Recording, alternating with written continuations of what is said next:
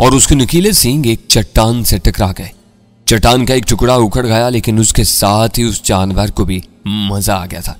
उसका एक सींग अपनी जगह से उखड़ गया और खून की मोटी चादर ने उसकी आंखों को ढक लिया। इस दौरान मैं उसके सींगों के रुख से बचकर उस पर पड़ा था और हम दोनों में खौफनाक कुव्वत आजमाई होने लगी। मैं वक्त का बेटा था। इस लड़की के कबीले वालों से 1000 गुना ताकतवर था। इससे कबल उसने किसी इंसान के इतने कवि हैकल जानवर से लड़ने का तसव्वुर भी नहीं किया था। वो देख रही थी कि मेरी और उस जानवर की टक्कर बराबर की है। वो जिसामत में मुझसे 10 गुना बड़ा था, लेकिन बहरहाल मैं उसे गिराने में कामयाब नहीं हो सका। तब मैंने होशियारी से काम लिया और उसे एक बार फिर वैसा ही तूफानी हमला करने का मौका दिया जैसा उसने पहले किया था। इस बार मैं जानबूझकर एक बड़ी चट्टान के सामने खड़ा हुआ था और वही हुआ जो मैं चाहता था। जख्मी दरिंदा फिर संभला और उसने एक और खौफनाक हमला मेरे ऊपर कर दिया। वो गुस्से से चिंगाड़ रहा था और मेरे जिस्म के टुकड़े कर देना चाहता था, लेकिन मैं कुछ और ही सोच रहा था। जो ही वो मेरे करीब पहुंचा, मैं उसके सामने सट गया और इस बार उसकी धाड़ बहुत खौफनाक थी। उसका दूसरा सींग भी उखड़ कर नीचे लटक गया था।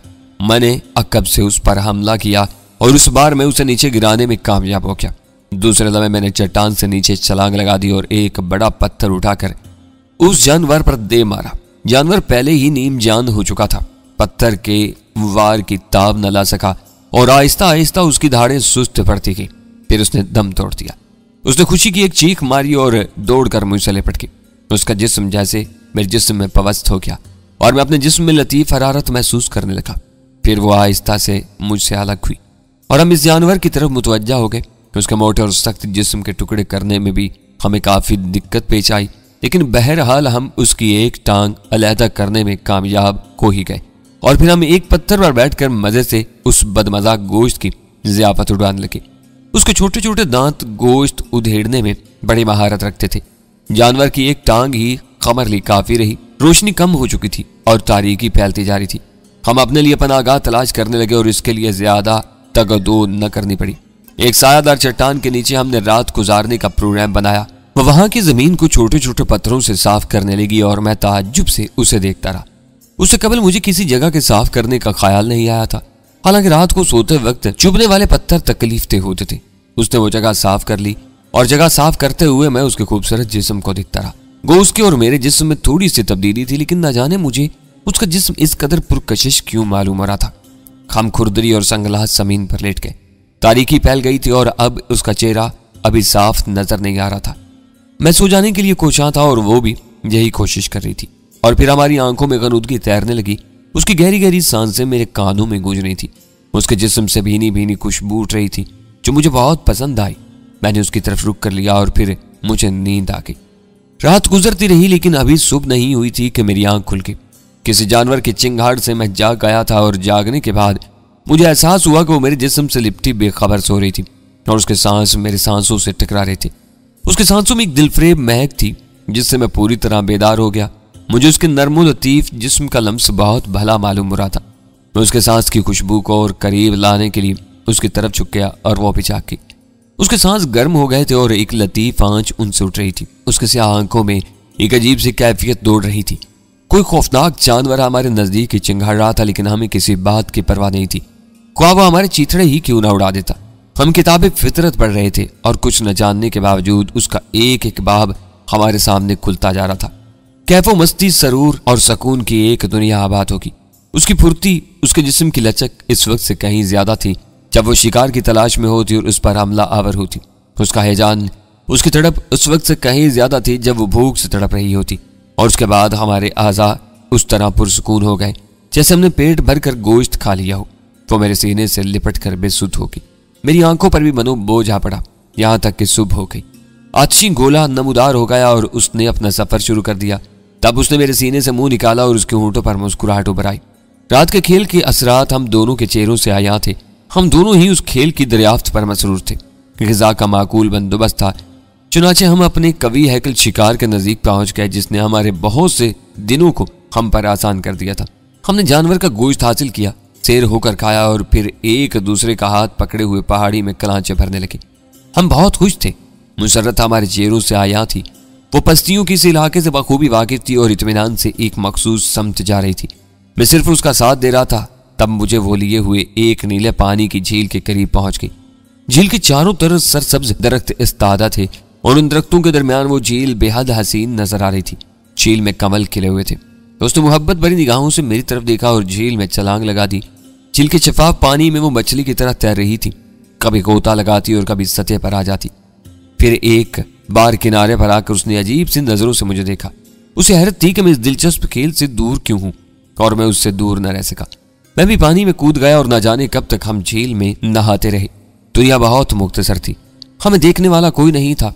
फिर हम जब नहाते नहाते थक गए तो वो मेरा हाथ पकड़े हुए किनारे की तरफ चल पड़ी। मैं बदस्तूर उसका साथ दे रहा था और कायनात हमारी मुलाकात पर खुश थी। इस जिस्मानी मुशक्कत से हमें फिर भूख लगने लगी थी, लेकिन हमने अपने नए शिकार की तलाश के बजाय अपने ठिकाने की तरफ लौटना मुनासिब समझा और तेजी से वापसी का सफर शुरू कर दिया। अब हम दोनों एक दूसरे की जरूरत समझने लगे थे। गो अभी इशारे ईजाद नहीं हुए थे, लेकिन आंखें दिल की तर्जुमान थी। आंखों के तासुर से हम एक दूसरे का मकसद समझ लेते थे। तवील फासला तय करके हम अपने ठिकाने पर पहुंच गए, लेकिन हमारे ठिकाने पर जबरदस्त हंगामा बरपा था। फिजाओं में परवाज करने वाले लंबी गर्दन के बदसूरत परिंदे हमारे शिकार को मालिक गनीमत समझकर उस पर हमलावर हो चुके थे। लेकिन फिर आपस में ना इत्तेफाकी हो गई थी और वो एक दूसरे से लड़ झगड़ कर शिकार का ज्यादा से ज्यादा गोश्त हासिल करने के लिए कोशां थे। हमें देखकर वो खौफजदा हो गए और फिर अपनी जंग भूल गए, लेकिन उन्होंने शिकार के गोश्त को जगह जगह से नोच डाला था। उसने छोटे पत्थर उठाकर उनकी तरफ उछाले और फिर वो भर्रा मारकर फिजा में बुलंद हो गए। तब हमने अपने शिकार से गोश्त हासिल किया और उसे खाने लगे, लेकिन अब उस गोश्त का मजाक खराब हो चुका था। हमें वो ज्यादा पसंद नहीं आया, लेकिन मजबूरी थी। इस वक्त हम इसी पर गुजारा कर सकते थे। चुनाचे हमने हस्बे जरूरत गोश्त हासिल करके खाया और फिर आराम करने लेट गए। हस्बे मामूल तारीकी उबर आई। मैंने उसकी तरफ देखा, वो भी मेरे नजदीक लेटी मुझे देख रही थी। मैं उसकी तरफ खिसका और जैसे मेरे इशारे की वो मुंतजिर थी। और फिर रात की सरगोशियां भड़की। इन सरगोशियों में हमारी लज्जत अमेज सिसकी हमें शामिल थी और फिर सांसों की बाज गश्त बढ़ने लगी और हम इस जानवर की तरह साकत हो गए जिसके सींग टूट चुके थे। वो खामोश हो गया। उसकी आंखों में उस पुरस्रार जिंदगी के ख्वाब लहरा रहे थे और उसके सामने बैठे इंसानों के चेहरे जुल्फे हयात के हामिल थे। वो एक पुरस्रार शहर में गिरफ्तार थे। वो खुद को इस माहौल में महसूस कर रहे थे जब इंसान जानवरों से बदतर था। उसे जिंदगी के किसी इकदार से वाकफियत नहीं थी। वो खुद को नहीं पहचानता था। उस बेबाक नौजवान की आवाज में ऐसा सहर था कि उस शहर से निकलने को जी नहीं चाहता था। और जब उसकी खामोशी से ये शहर टूटा तो वो जाग पड़े। प्रोफेसर खावर ने अपनी बच्चियों की तरफ देखा और फरजाना और फरोजा घबरा कर एक दूसरे की शक्ल देखने लगी। फिर उनके चेहरे पर शफक फूट आई। उनकी निगाहें शर्म से झुक गईं और उनकी पेशानी पर पसीने के कतरात उभर आए। बाप की मौजूदगी में ये दिलकश दास्तान सुनकर वो खज्जल सी हो गई थी, लेकिन दास्तान गो उनकी कैफियत से बेखबर अपनी ही धुन में मस्त था। उसकी आंखें बंद थी और वो इस माहौल से नहीं निकलना चाहता था जहां का तस्वुर उसके जहन में था। लेकिन यह दास्तान ऐसी ही दिलकश, ऐसी ही हैरान कुन थी कि उन तमाम कैफियतों के बावजूद वो उसे सुनने के ख्वाहिशमंद थे और उसकी खामोशी उन्हें गिरा गुजर रही थी। पूरे खावर की गहरी गहरी सांसें साफ सुनाई दे रही थी। उससे कबल के वो कुछ कहते उसकी आवाज फिर उभरी। दूसरी सुबह हस्बे मामूल थी। हमारे दिली राब्ते कुछ और गहरे हो चुके थे। हम किसी भी कैफियत के इजहार से बेनियाज थे, लेकिन वो गहरे रिश्ते जो हमारे दिलों के दरमियान कायम हो चुके थे इस इजहार के मुत्तकाजी नहीं थे। हमने अपने बासी शिकार का गोश्त खाया, लेकिन बहुत कम मिकदार में। हमें वो गोश्त बिल्कुल भी पसंद नहीं आया था और इस गोश्त के साथ ही हमें उस जगह से भी नफरत होगी। इस तरह हम इस बात से वाकिफ हुए कि ताज़ा शिकार का मजा अच्छा होता है। हम वहां से चल पड़े। उसकी खुशी आज भी कायम थी। उसके चेहरे की धमक कुछ और निखर आई थी और वो बहुत हसीन लग रही थी। हमने उस झील में पानी का खेल खेला और बहुत देर तक खेलने के बाद उकता कर बाहर निकल आए। उसके बाल उसके चेहरे और गर्दन से चिमटे हुए थे और उसकी चाल में लड़खड़ाहट थी। वो थोड़ी देर तक मेरा सहारा लिए चलती रही और फिर हिरनियों की तरह कराचे भरने लगी। आज हम झील के मुखालिफ समत जा रहे थे। न जाने हम कहां से कहां निकल आए। जमीन वसी थी, सरसब्ज इलाका बहुत पीछे रह गया था और अब हम संगलास चट्टानों को तय कर रहे थे। दूर एक दीवार नजर आ रही थी जो आसमान की छत से मुखलिफ थी। न जाने उस सफेद दीवार के अकब में क्या था। अब हमें भूख लग रही थी। हमने 2 पत्थर उठाकर हाथों में पकड़ लिया और शिकार तलाश करने लगे, लेकिन उन संगलास चट्टानों में हमें शिकार नजर नहीं आया और हम उसकी तलाश में बहुत दूर निकल आए। सूरज तेजी से सफर कर रहा था और अब उसके चेहरे पर थकन के आसार नजर आ रहे थे। दूसरी तरफ हमें भूख ने निढाल कर दिया था। हमारी रफ्तार भी सुस्त हो गई थी। यहां तक कि रात हो गई, लेकिन हमें शिकार न मिल सका। हम दोनों भूखे थे, लेकिन मजबूरी ये रात भूखे रहकर ही गुजारनी थी। उस रात को हमें मुनासिब जगह भी न मिल सकी, इसलिए हमने खुले आसमान के नीचे ही रात गुजारी। फिर यूं ही वो मेरी बाहों में आई, हम इस दर्द को भूल गए जो थोड़ी देर पहले महसूस हो रहा था। वो मेरे बाजू में जज्ब हो गई और हम गहरी नींद सो गए। लेकिन दूसरी सुबह भूख से हालत खराब थी। हमने सफर शुरू कर दिया, लेकिन यह सफर बहुत सुस्त रफ्तार था। हमारे कदम भूख से डगमगा रहे थे और हम शिकार की तलाश में चारों तरफ निगाहें दौड़ा रहे थे। इस संगलास इलाके से गुजरकर हम फिर ऐसे इलाके में निकल आए जहां सब घास उगी हुई थी। छोटी छोटी गोल और सफेद चट्टानें बिखरी हुई थी। हम इन चट्टानों के रखनों में झांकते हुए आगे बढ़ रहे थे कि दफातन एक तेज चीख हमारे कानों से टकराई और हम उछल पड़े। हमने वहशत ज़दा निगाहों से चारों तरफ देखा और उस वक्त चीख दोबारा सुनाई दी। इस बार हम चीख की समत का अंदाजा कर चुके थे। चुनाचे मुझसे पहले वो इस तरफ तोड़ी और फिर एक ऊंची चट्टान के कम में पहुंचकर उस तरह टिटकी जैसे खौफसदा हो गई हो। दूसरे लम्हे मैं भी उसके करीब पहुंच चुका था। मेरी कैफियत भी उससे मुख्तलिफ नहीं थी। चट्टान की दूसरी तरफ मेरी साथी जैसे एक जानदार मौजूद थी और उसके खूबसूरत जिस्म को एक अजीब से जानवर ने अपने नरगे में ले रखा था। मैंने उससे कबल ऐसा जानवर नहीं देखा था। उसका जिस्म दरख्त की शाखों की तरह गोल लेकिन चमकदार था, दरमियान से मोटा और आखिर में पतला हो जाता था। रंग मिट्टी की तरह था और खौफनाक मुंह में लंबी जुबान थी। उसने अपने लंबे चमकदार जिस्म से उस दूसरी जानदार को कस रखा था और वो खौफ और तकलीफ से निढाल थी। मैं तेजी से उसके करीब पहुंच गया। जानवर का खौफनाक चेहरा उसके चेहरे के करीब था और उसकी लंबी स्याह जुबान बार बार बाहर निकल रही थी। मैंने उस लचकदार जानवर के जिस्म को छू कर देखा। उसका जिस्म नरम था। तब मेरे ज़हन में ख्याल आया, उसका गोश्त भी मजेदार होगा, लेकिन उसे कैसे हासिल किया जाए। दूसरी तरफ मुझे अपनी साथी जैसी एक और जानवर को देखकर भी हैरत हो रही थी। मैंने जानवर के पूरे जिस्म को देखा और फिर मेरी समझ में एक तरकीब आ ही गई। जानवर का चेहरा लड़की के चेहरे के नजदीक था। उसका पूरा जिस्म लड़की के जिस्म से लिपटा हुआ था। बज़ाहिर उसके जिस्म पर ऐसी कोई चीज नजर नहीं आ रही थी जो मुझे नुकसान पहुंचा सकती। इसलिए मैंने अपनी साथी की तरफ देखा और एक पत्थर उठाकर उसके हाथ में दे दिया और वो मेरा मतलब समझ गई। फिर मैं उस जानवर के चेहरे की तरफ बढ़ा और उसकी मोटी गर्दन को पकड़ लिया। जानवर का जिस्म रबड़ की तरह लचकदार था, लेकिन उसमें बेपनाह ताकत थी। मुझे बड़ी कुव्वत सर्व करना पड़ी, तब कहीं जाकर मैं उसके सर को चट्टान पर रख सका। मेरी साथी मेरे करीब ही पत्थर लिए मुंतजिर थी। जो ही मैंने जानवर का सर पत्थर पर रखा, मेरी साथी ने हाथ में पकड़ा हुआ पत्थर उसके सर पर दे मारा। जानवर की दोनों आंखें फूट गईं और उसका सर लहूलुहान हो गया। उसने तेजी से अपने शिकार के जिस्म के गिर्द से अपना जिस्म खोलना शुरू कर दिया और दूसरे लम्हे वो उछल कर खड़ी हो गई। उसकी टांगें लरज रही थी, चेहरे पर तकलीफ के आसार थे। उसने एक चट्टान का सहारा लिया और फटी फटी आंखों से उस खौफनाक जानवर को तड़पते हुए देखने लगी। दूसरी तरफ हम दोनों उसके जिस्म की साकत होने का इंतजार कर रहे थे। हम शिद्दत से भूखे थे और इस वक्त हमें सिर्फ पेट भरने की फिक्र थी। मेरी तवज्जो अब उस दूसरी लड़की की तरफ से भी हट गई थी, यहां तक कि हमारा शिकार सुस्त पड़ने लगा। तब मैंने एक पत्थर उठाया, शिकार के वजनी जिस्म को पत्थर पर खींचकर मैंने हाथ में पकड़े हुए पत्थर से उसके टुकड़े किए। फिर एक बड़ा टुकड़ा मैंने अपनी साथी को दिया और दूसरा खुद लेकर खाने लगा। फिर मुझे उस दूसरी लड़की का ख्याल आया जो शिकार के चुंगल से बची थी। मैंने उस पत्थर के सारे टिके खड़े देखा और मुझे उस पर रहम आने लगा। मैंने शिकार के एक टुकड़े को दरमियान से तोड़ा और उसकी तरफ बढ़ा दिया।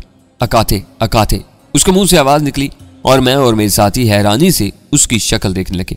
हमारे ज़हनों में आवाज सिर्फ चीखने की जरूरत पूरा करती थी। उसे किसी मखसूस अंदाज में ढालकर किसी और शक्ल में निकाला जा सकता है, इस बारे में हमें कुछ मालूम नहीं था। अकाते वो फिर बोली और हमें उसकी आवाज पर हंसी आ गई। मेरी साथी हंसी से लोटपोट हो गई। उसके मुंह से चबाए हुए गोश्त के टुकड़े बाहर निकल पड़े। दूसरी लड़की भी मुस्कुरा दी थी। फिर वह चट्टान के पास से हटी और आगे बढ़ गई। उसने कुर्बो जवाज से कुछ घास और झाड़ियों की सूखी टहनियां जमा की और एक जगह ढेर लगाने लगी।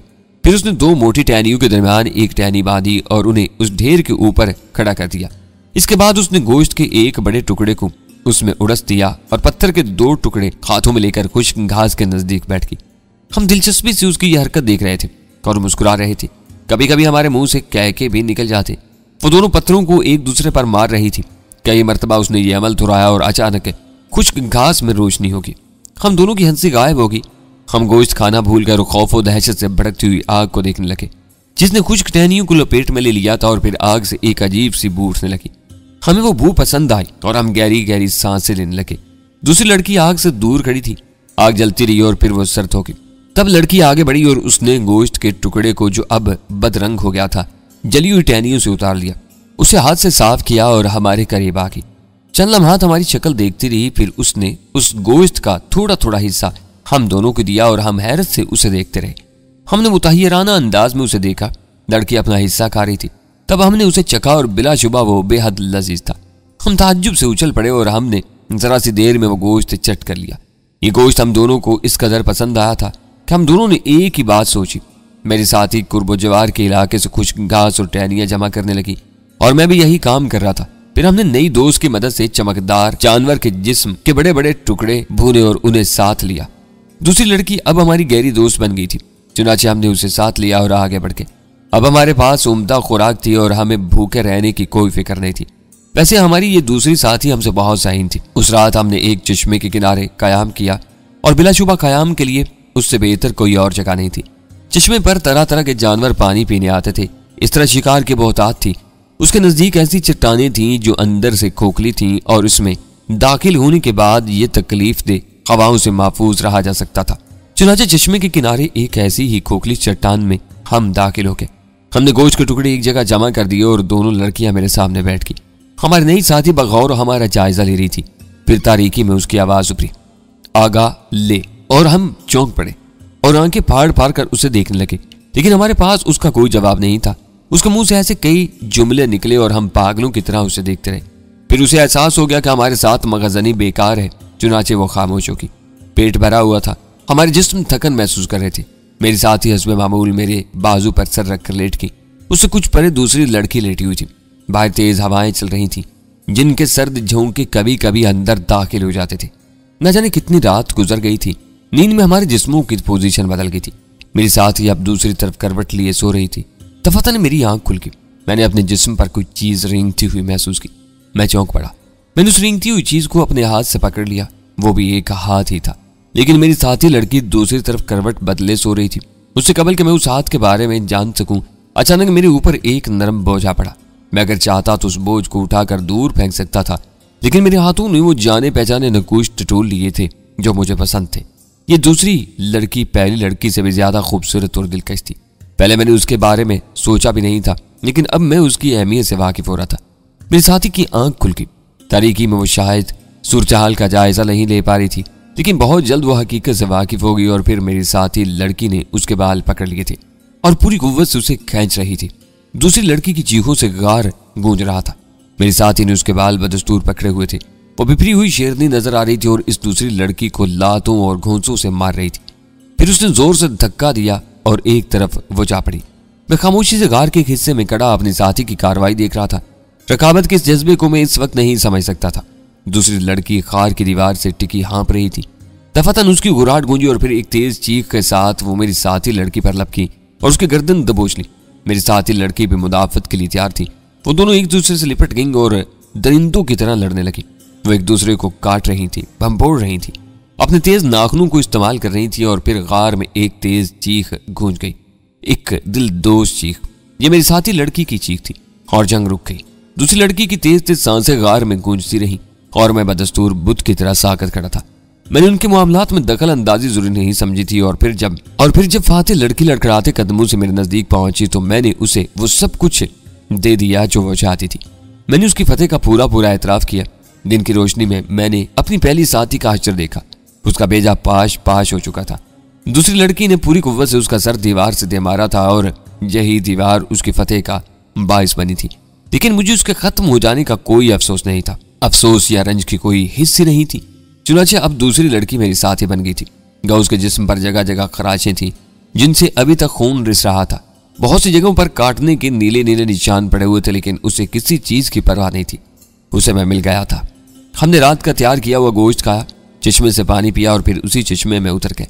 ठंडे पानी ने शायद लड़की के जख्मों में सोजिश पैदा कर दी थी, इसलिए वो जल्दी से बाहर निकल आई और अपने भीगे बालों को खुश करने लगी। फिर थोड़ी देर तक वो धूप में बैठी रही। उसके बाद मुझे बाहर छोड़कर अंदर गार में चली गई। उसने पहली लड़की की लाश घसीट कर बाहर निकाली और उसे बेदर्दी से खींचती हुई दूर ले गई। मैं खामोशी से उसके इक़दामात का जायजा लेता रहा। लड़की की लाश को दूर फेंकने के बाद वो मेरे पास आ गई और मेरे करीब बैठ गई। वो मेरे ताउन पर मसरूर थी। मुझे उसके चेहरे पर बेपनाह मुसर्रतें बिखरती नजर आ रही थी। बिलाशुबा वो पहली लड़की से ज्यादा दिलकश और हसीन थी। फिर उसने अपनी मखसूस जुबान में कहा, लाका लाका। उसके बाद उसने मेरा हाथ पकड़कर अपने सीने पर रख दिया और मैं उसकी बात का कुछ और मफहूम समझा, लेकिन उसने जल्दी से मेरा हाथ हटा दिया और गर्दन हिलाते हुए बोली, लाका लाका। और इसके साथ ही उसने मेरा हाथ पकड़कर दोबारा अपने सीने पर रख दिया। मैं उसकी बात समझने की कोशिश करने लगा। मैंने उसकी आंखों में देखा और मैं भी उसी के अंदाज में अपनी जुबान तोड़ने मरोड़ने लगा। ला, वो बोली और मैंने उसके अंदाज में कहा। ला का, उसने कहा और मेरा हाथ अपने सीने पर रखा। का, मैंने कहा और इस बार खुद ब खुद अपना हाथ उसके सीने पर रख दिया। वो खुश होकर जोर जोर से गर्दन हिलाने लगी। लाका, लाका, उसने गर्दन हिलाते हुए कहा। लाका, मैंने भी उसी के अंदाज में गर्दन हिलाई और वह जोर से हंस पड़ी। फिर उसने अपना हाथ मेरे सीने पर रख दिया और सवालिया निगाहों से मुझे देखने लगी। लाका, मैंने बासानी कहा। जुबान के उस इस्तेमाल से मुझे एक अनोखी लज्जत का एहसास हो रहा था। उसने हंसते हुए गर्दन हिला दी। इस बार उसने मुखालिफ समत में गर्दन हिलाई थी और फिर वो बार बार मेरे सीने पर अपना हाथ रखने लगी। न जाने किस तरह मैंने भी बेबसी से गर्दन नफी के अंदाज में हिला दी थी। वो संजीदा होगी और फिर कुछ सोचने लगी। चंद लम्हात के बाद उसकी आंखें खुशी से चमकने लगी। तू सा, उसने मेरे सीने पर हाथ रखते हुए कहा और मैं न समझने वाले अंदाज में उसे देखने लगा। लाका, उसने मेरा हाथ अपने सीने पर रखते हुए कहा और फिर अपना हाथ मेरे सीने पर रखकर बोली। तू सा, तू सा, मैंने कहा और वो जल्दी जल्दी गर्दन हिलाने लगी। लाका, मैंने अपना हाथ उसके सीने पर रखा और फिर अपना हाथ अपने सीने पर रखकर बोला। तू सा। इस तरह प्रोफेसर इंसानी जिस्म इख्तियार करने के बाद मुझे जो पहला नाम मिला वो तूसा था। मैंने ये नाम कबूल कर लिया। लाका ने मुझे ये नाम दिया था और लाका को मैं बहुत पसंद करता था।